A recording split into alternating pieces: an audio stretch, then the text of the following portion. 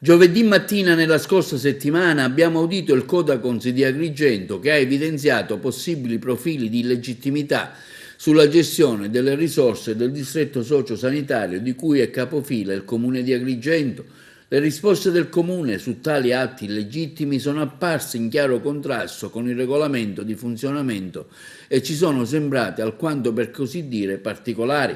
Ad affermarlo in un comunicato stampa il deputato regionale della Lega, nonché presidente della commissione speciale all'Arsa, onorevole Carmelo Pullara.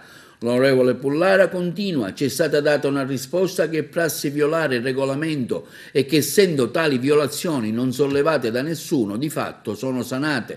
Ciò ci ha visti costretti a chiedere ufficialmente all'assessorato alla famiglia un'attività ispettiva tenuta conto che si tratta di servizi sensibili e le risorse gestite sono ingenti. In effetti nella trasmissione Striscia la Notizia è stata portata a conoscenza dell'opinione pubblica, continua Pullara, la vicenda che riguarda l'acquisto di SUV per servizi ai disabili sempre presso il Comune di Agrigento.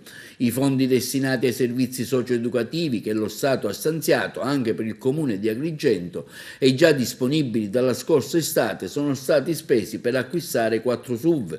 La cosa allarmante, continua Pullara, in questo caso è stata la risposta per così dire di sorpresa. È pronta la bocciatura del rimborso da parte del Ministero. Ebbene, i 2 episodi sono certamente un campanello di allarme che abbiamo suonato al competente assessorato, che dovrà avviare l'ispezione. Rimarremo vigili, conclude l'onorevole Pullara, in attesa delle risultanze, perché i soldi pubblici, ma soprattutto quelli destinati in favore dei fragili e dei deboli, non possono essere gestiti per prassi in violazione di atti di regolamento, ovvero ritenuti sanati, poiché nessuno si lamenta onestamente sia su una visione del diritto che ci pare alquanto discutibile ed elastica fino al punto di spezzarsi.